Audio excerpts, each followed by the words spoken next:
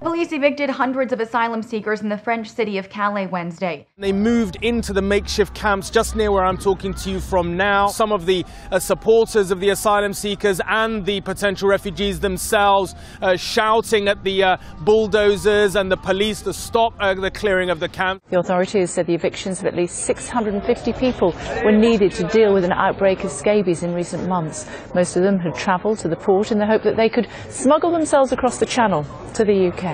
The majority of them had traveled from Asia, the Middle East, and Africa. This isn't the first time France has removed migrants.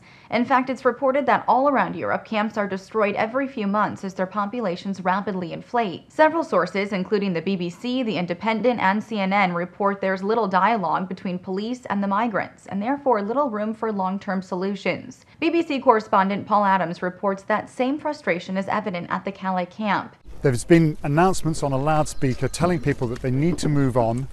No one frankly knows where they're supposed to go. There's some buses parked just on the road behind the camp.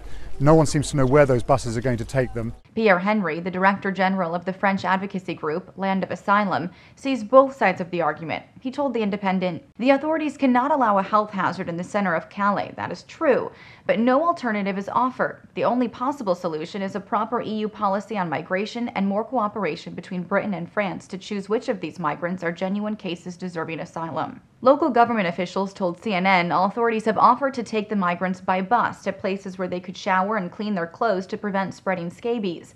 Also, migrants were told their immigration status would not be checked and no arrests would be made during the process. Many of the migrants are hoping to find work in Britain, but they might find they're not welcomed across the Channel either. The Telegraph reports this week Prime Minister David Cameron is drawing up legislation to discourage companies from hiring cheaper migrant labor. For Newsy, I'm Lauren Goris.